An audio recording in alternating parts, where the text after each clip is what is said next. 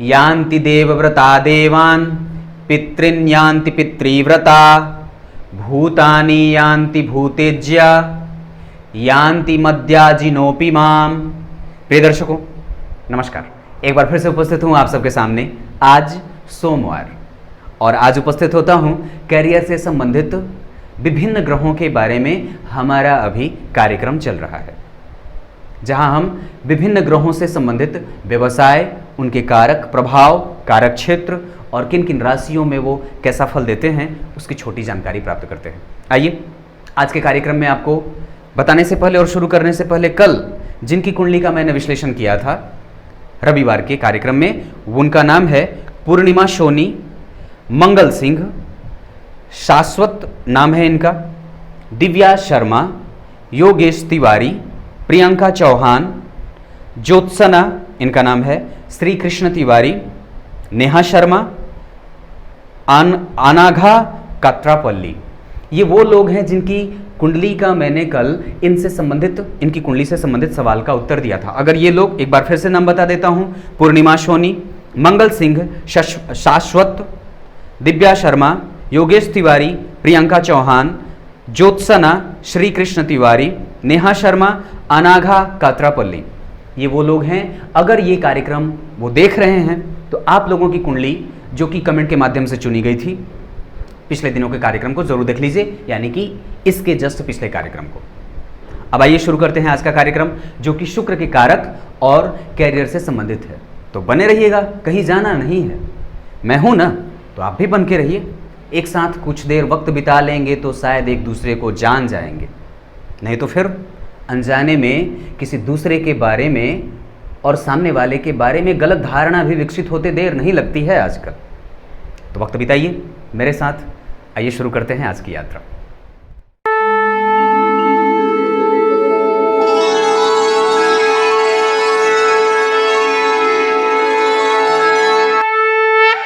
किसी को भी सजाना हो ना, किसी को भी, चाहे वो घर का सामान हो, चाहे वो कोई पुरुष या कोई स्त्री, किसी को भी सजाने की जो जिम्मेदारी है वो शुक्र के पास है।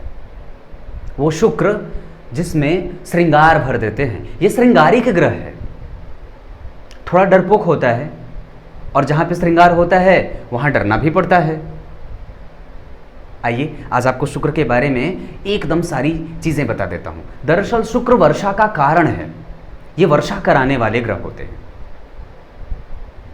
शुक्र एकमात्र ऐसा ग्रह जो सौंदर्य और सौंदर्य के प्रसाधन के लिए ही जाना जाता है।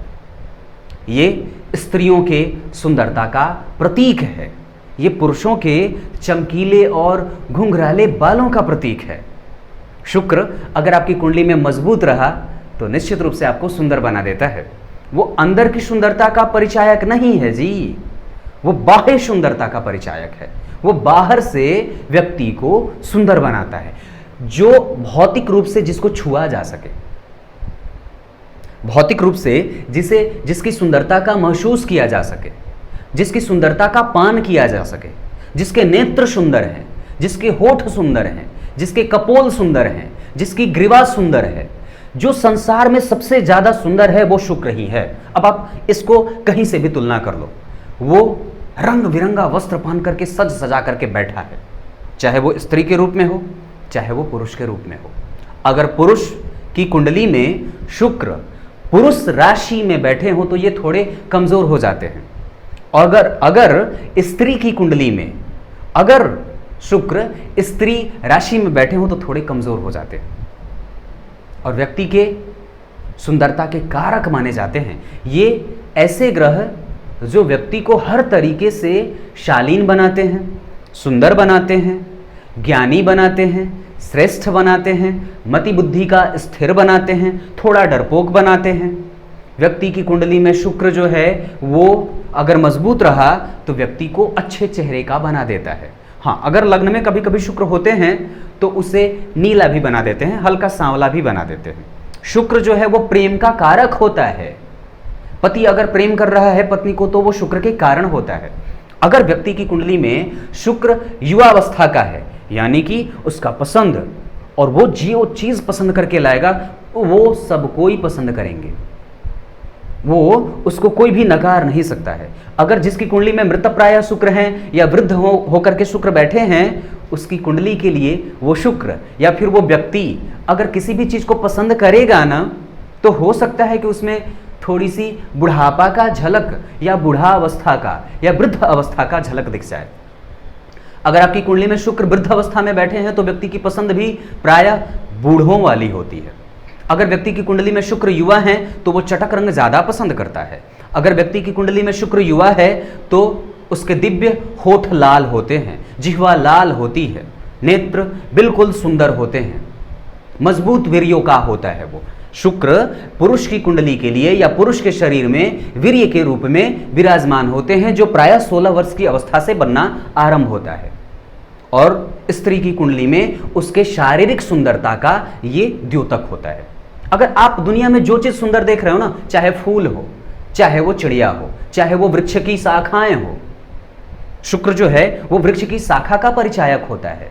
शुक्र जो है वो फूलों का, सुगंध का, इत्र का, आकृति का, इन सब चीजों का परिचायक है। और शुक्र जो है वो दरअसल भोग का कारक होता है। आसान जीवन जीना चाहता है, आराम से जीना चाहता है, भागदौड़ में नहीं रहना चाहता है। वो पद पे विभूषित है और अपने पद का वो सर्वोच्च लाभ और सर्वोच्च सुख भोगना चाहता है। अगर व्यक्ति कोई आराम से जीवन जीना चाहता है, वो निश्चित रूप से शुक्र से प्रेरित है। शुक्र अगर व्यक्ति की कुंडली में मजबूत हो और निश्चित रूप से अगर शुक्र से वो व्यक्ति प्रभावित है तो उसके गले की आवाज बड़ी मृदु होती है। वो अपनी वाणी से लोगों को प्रभावित करने की क्षमता उसमें दिव्य होती है। शारीरिक मजबूती, दिव्य वक्षस्थल होते हैं, भुजाएं सुगठित होती हैं। आपने कभी किसी को सुंदर देखा है तो वही शुक्र है। जिसका मन आप पे मोहित हुआ है ना, वही शुक्र है। जिसे आप लड़ाना जानते हैं ना या चाहते हैं ना, वही शुक्र है।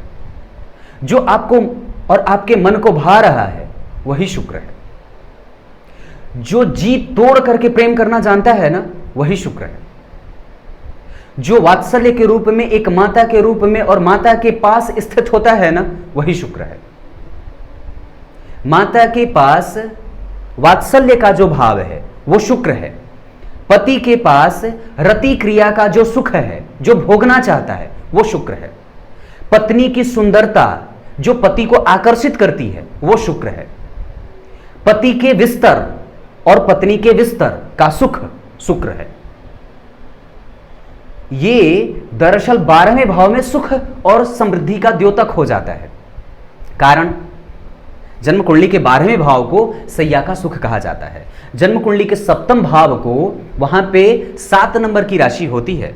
मूलतः जन्म कुंडली के 7वें भाव में 7 नंबर लिखा होता है कालपुरुष की कुंडली में। और तुला राशि किस चीज की प्रतीक होती है? बैलेंस की। वो झगड़ा करना नहीं चाहता है। जो लोग शुक्र से प्रेरित होते हैं वो झगड़ालू नहीं होते हैं, झगड़ा नहीं करते, वो उनके वश की बात ही नहीं है। वो डरपोक होते हैं, वो नहीं चाहते कि उनका किसी से भी झगड़ा हो, ऐसा वो कभी नहीं चाहते हैं। वो शांत जीवन जीते हैं। राजसी होता है ना, तो राजा की तरह जीना चाहता है। एक ऐसा राजा जो कई स्त्रियों के साथ संसर्ग कर चुका है, एक ऐसा पुरुष जिसकी कुंडली में अगर शुक्र मजबूत है तो वो कई लोगों पे देख लेता है। अब एक बात बताता हूं, शुक्र जो है उनकी एक आंख टेढ़ी है, और जिसकी एक आंख टेढ़ी होगी वो तिरछी देखेगा, वो सीधा देखेगा ही नहीं। और जब तिरछी देखेगा तो वो सामने भी देखेगा और तिरछा भी देखेगा, और जब तिरछा देखेगा तो वो सब कुछ देख लेगा। नजर का चंचल है वो। नजर का स्थिर होना और नजर का चंचल होना बड़ी अंतर वाली बात है। अगर आप नजर के स्थिर नहीं हैं ना और चंचल हैं, इसका मतलब है कि आपको हर चौराहे पे कोई नया भाता है। चाहे वो, ये दरअसल सुख का भाव है रगड़ का। ये दरअसल जो है वो भोग, भौतिक भोग, भौतिक सुख, वात्सल्य, प्रेम, क्रीड़ा, मनोरंजन, हास्य, कविता, कवि, लेखक, श्रृंगार रस, वीर रस का नहीं, श्रृंगार रस का, प्रेम का, वात्सल्य का, दया का, करुणा का ज्ञानी है। ये कविता पाठ करना जानता है, कवि है, लेखक है, दार्शनिक है, शिक्षक है, प्रोफेसर है। नेचुरली अगर इसको देखते हैं तो ये निधि और विधि क्षेत्र में जा सकता है, कानून से संबंधित पढ़ाई कर सकता है, कला क्षेत्र में हीरो बन सकता है, एक्टिंग के क्षेत्र में जा सकता है, डायरेक्टर बन सकता है, फैशन डिजाइनिंग का कोर्स कर सकता है, मॉडल बन सकता है, हीरोइन या फिर नायिका बन सकता है, हीरोइन मैं बोल रहा हूं, नायिका बन सकता है। ये सब चीजें शुक्र कराता है।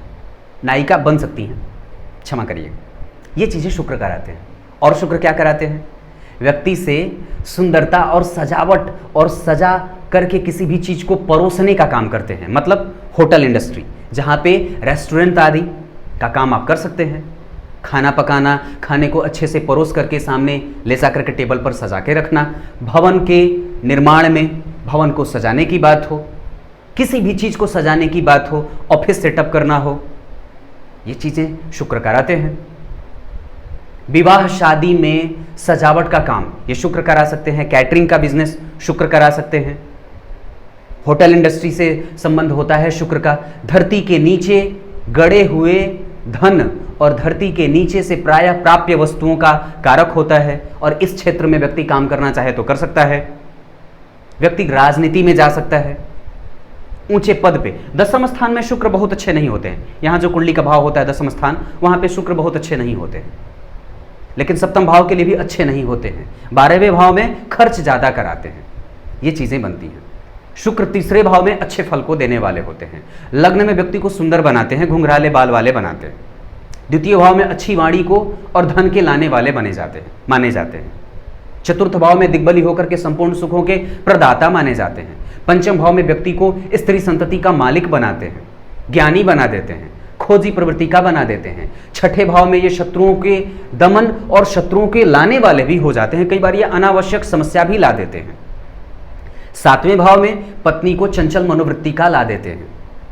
अष्टम भाव में ये थोड़े कमजोर से सिद्ध हो जाते हैं, रोगी बना देते हैं। व्यक्ति का वीर्य कमजोर सा हो जाता है, व्यक्ति रुग्ण हो जाता है। नवें भाव में व्यक्ति को धार्मिक मनोवृत्ति का बना देते हैं, प्रकांड विद्वान बना देते हैं। 10वें भाव में वो कैरियर को थोड़ा सा ग्रोथ नहीं देते हैं, पद देते हैं, लेकिन उस तरीके का लाभ कैरियर के भाव में नहीं मिलता है। 11वें भाव में संपूर्ण सुखों के प्रदाता हो जाते हैं। 12वें भाव में खर्च कराते हैं और व्यक्ति बड़ी कंपनियों का मालिक हो जाता है, और व्यक्ति का वीर्य प्रायः नष्ट होते देखा जाता है। ये भाव की आधार पर बात रही। अब राशि में तो मेष, सिंह और धनु, अगर इन राशियों में किसी भी भाव में शुक्र बैठे हों तो व्यक्ति को नौकरी का प्रयास कर लेना चाहिए, और नौकरी से लाभ व्यक्ति को मिलते देखा जाता है। अगर शुक्र वृष, कन्या और मकर के होकर के बैठे हों, इसका मतलब है कि व्यक्ति नौकरी भी करेगा और व्यवसाय भी करेगा। जीवन के आरंभ में वो हो सकता है कि नौकरी करे, बाद में जाकर के व्यवसाय कर लेगा।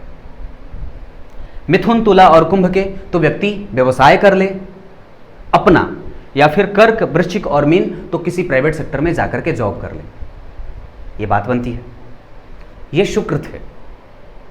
अब आइए आपको कार्यक्रम के अंतिम हिस्से में, कार्यक्रम के आरंभ में बोले गए श्लोक का अर्थ बता देता हूं। मुझे पूरा भरोसा है आपको ये शुक्र समझ में आ गए होंगे।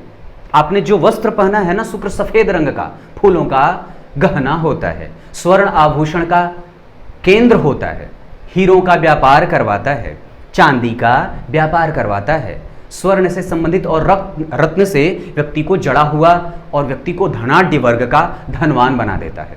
जिसकी कुंडली में शुक्र मजबूत है, उसकी कुंडली के लिए और उसके जीवन के लिए चांदी का व्यवसाय बड़ा उत्तम होता है। जिसकी कुंडली में शुक्र की मजबूती हो, उसके घर में चांदी के गहने बहुत भरे होते हैं, रथ का मालिक होता है, वाहन का मालिक होता है, सुख समृद्धि का भरा पूरा इंसान होता है, और वो रति क्रिया का बड़ी माहिर होता है। भोग विलास का सूत्र और ये श्रेष्ठ होता है। भोग विलास में इसकी निपुणता देखी जाती है। ये घर्षण का, ये भौतिकवादी एक ऐसा शुक्र ग्रह है जो व्यक्ति को भौतिकता से जोड़ करके रखने का काम करता है। सबसे प्रेम करा देता है। तो किससे प्रेम कराएगा? भौतिक चीजों से। मैटेरियली व्यक्ति को स्ट्रांग करना चाहता है। व्यक्ति जो है वो भौतिक, अब घर में है तो वो एक जूता नहीं तो 10 जूते रखेगा। वस्त्र के भरमार होते हैं, वार्डरोब और अलमारी भरी होती है कपड़ों से। व्यक्ति सुगंधित और इत्र का शौकीन होता है।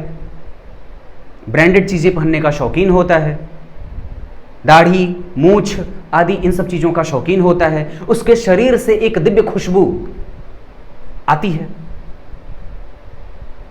अब आइए श्लोक का अर्थ बता देता हूं। जो देवताओं के लिए पूजन करता है, देवता को पाने के लिए पूजन करता है, वो निश्चित रूप से देवताओं में जाकर के मिल जाता है।